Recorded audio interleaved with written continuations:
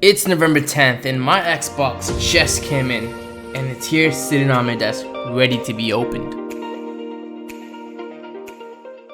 And now you are going to witness the most beautiful unboxing ever.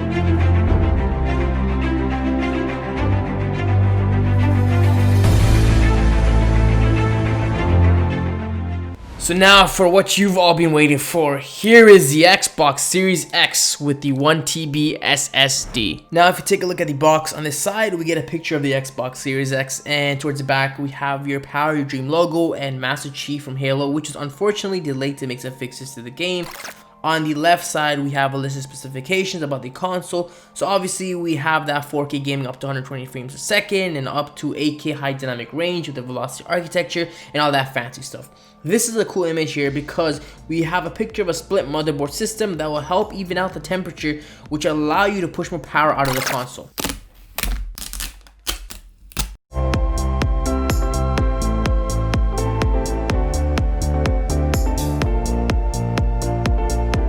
Here it is, the Xbox Series X in all its glory as soon as you open the box, wrapped in a sleeve which has Power Your Dreams. But before we power your dreams, let's take a look and see what's inside this box. Inside this box, we are provided the power cable. Very simple, slim, no external brick is needed. And we also have the HDMI cable, which will support HDMI 2.1. So you also get your product guide, your warranty information. And now to take a look at the controller.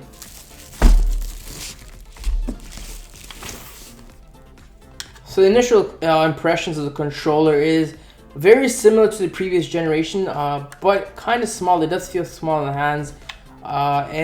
We also see that it comes with some AA batteries. And now this being in my hands is very grippy and smooth. There's actually a lot of grip at the back of the controller, and this can be a very good thing for gamers when your palms get sweaty during an intense game. So now we are going to put this down and we are going to switch our focus towards the console. There is some packaging around the console, and opening this up reveals the top of our Xbox with those holes on the top for the ventilation.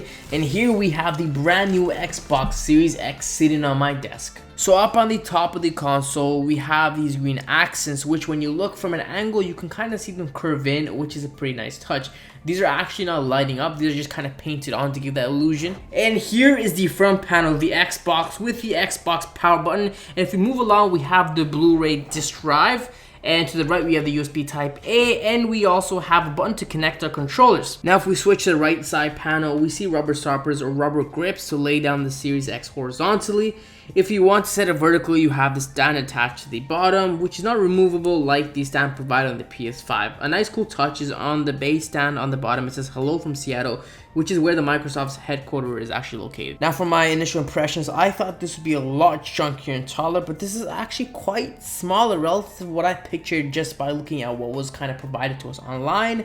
And this is actually pretty compact. So the back here, we have more room for ventilation. We have two USB Type A slots. We have an Ethernet port. We have a power adapter slot. We have an HDMI slot. And we also have more room for storage expansion, which is going to become very useful in the future. With more bigger and powerful games, expect your storage to run out relatively quickly. And so this will come in very handy.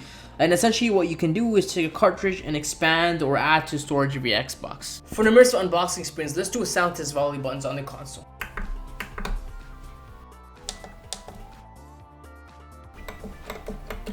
So this clip is kind of to give you a size comparison where I lay down the Series X right next to my 13-inch MacBook. Now, as promised, let's take a closer look at the new Xbox Series X controller, and it does use Bluetooth Low Energy, so not just compatible with the Xbox Series X, but it'll also be compatible with Windows 10, Android, and even iPhone. On the back, you will notice that you have added texture on both lower handles, then we have the same grippy texture on the triggers and on the left and right bumpers.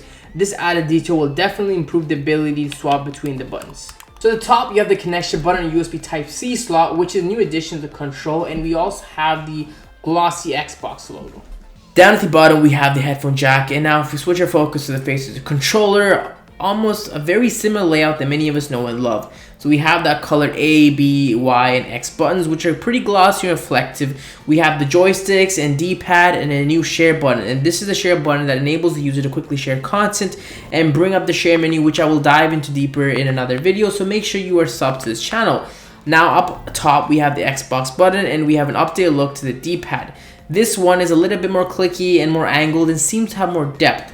The joysticks are firm and grippy around edges, very similar build to the previous controls with the slight improvements. Now finally, let's power up the controller. So I did put in the included battery, and so we did power up the controller, and our console isn't powered in. But that will conclude this video, and make sure to smash the subscribe if you want more Series X content, more in-depth reviews, and a PS5 unboxing in the upcoming week, and some amazing surprise videos. Until next time, stay safe, stay lit.